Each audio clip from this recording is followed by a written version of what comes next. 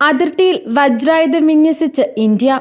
അരുണാചൽ ഉൾപ്പെടെയുള്ള അതിർത്തികളിൽ ചൈനയുടെയും പാകിസ്ഥാന്റെയുമൊക്കെ പ്രകോപനം തുടരുന്നതിനിടെയാണ് ഇന്ത്യയുടെ നീക്കം.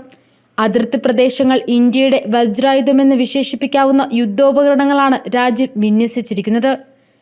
റഷ്യയിൽ നിന്ന് പുതുതായി ഇറക്കുമതി ചെയ്ത വ്യോമ പ്രതിരോധ സംവിധാനങ്ങളാണ് ഇവിടെ വിന്യസിച്ചിരിക്കുന്നത്. 24 Igla S portable air defence system മിസൈലുകളുടെ ആദ്യ ബാച്ചിന്റെ വിന്യാസമാണ് നടത്തിയത്. ഇതിനൊപ്പം 100 മിസൈലുകളും ഇറക്കുമതി ചെയ്തു. ഇന്ത്യയിലെ ആഭ്യന്തര ഉൽപ്പാദനം ഉൾപ്പെടുന്ന വലിയൊരു കരാറിന്റെ ഭാഗമായാണ് ഇറക്കുമതി. 120 ലോഞ്ചറുകൾക്കും 400 മിസൈലുകൾക്കുമായി കഴിഞ്ഞ വർഷം നവംബറിലാണ് ഇന്ത്യ റഷ്യയുമായി കരാർ ഒപ്പിട്ടത്. ആദ്യ ബാച്ച് റഷ്യയിൽ നിന്ന് എത്തിച്ചുവെങ്കിലും ബാക്കിയുള്ളവ റഷ്യയിൽ നിന്നുള്ള ടെക്നോളജി ട്രാൻസ്ഫർ വഴി ഇന്ത്യൻ കമ്പനിയായിരിക്കും നിർമ്മിക്കുക. വടക്കൻ അതിർത്തിയിലെ ഉയർന്ന പർവ്വത പ്രദേശങ്ങളിൽ പുതിയ വ്യോമ പ്രതിരോധ സംവിധാനം രൂപീകരിക്കുന്നതിന് വേണ്ടിയാണ് പ്രധാനമായും ഇഗ്ല-എസ് ഉപയോഗിക്കുക.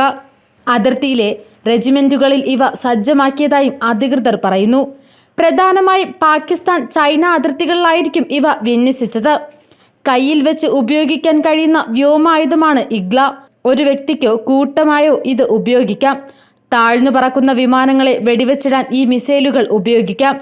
കൂടാതെ ക്രൂസ് മിസൈലുകളെയും ഡ്രോണുകളെയും കണ്ടെത്താനും അവയെ നിർവീര്യമാക്കാനും ഇഗ്ലയ്ക്ക് സാധിക്കും. അതിനിടെ ഇന്ത്യക്കെതിരെ പ്രവർത്തിക്കുന്ന പാകിസ്ഥാൻ പൗരന്മാരായ തീവ്രവാദികളെ അവരുടെ നാട്ടിൽ വെച്ച് ഇന്ത്യ കൊലപ്പെടുത്തിയെന്ന വിഷയത്തിൽ തങ്ങൾ ഇടപെടില്ലെന്ന് വ്യക്തമാക്കി അമേരിക്ക രംഗത്തെത്തിയിട്ടുണ്ട്. US സ്റ്റേറ്റ് ഡിപ്പാർട്ട്മെന്റ് വക്താവ് മാത്യു മില്ലറാണ് ഈ വിഷയത്തിൽ അമേരിക്കയുടെ നിലപാട് തുറന്നു പറഞ്ഞത്.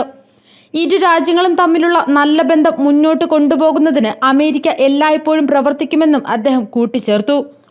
പാകിസ്ഥാനിൽ തീവ്രവാദികളെ ലക്ഷ്യമിട്ടുള്ള കൊലപാതകങ്ങൾ ഇന്ത്യ നടത്തുന്നുവെന്ന് കുറ്റപ്പെടുത്തുന്ന റിപ്പോർട്ടുകൾ ഞങ്ങൾ കാണുന്നുണ്ടെന്നും എന്നാൽ ചർച്ചയിലൂടെ പരിഹാരം കണ്ടെത്താൻ ഇരു രാജ്യങ്ങളെയും പ്രോത്സാഹിപ്പിക്കുന്നതായും US വക്താവ് വ്യക്തമാക്കിയിരുന്നു.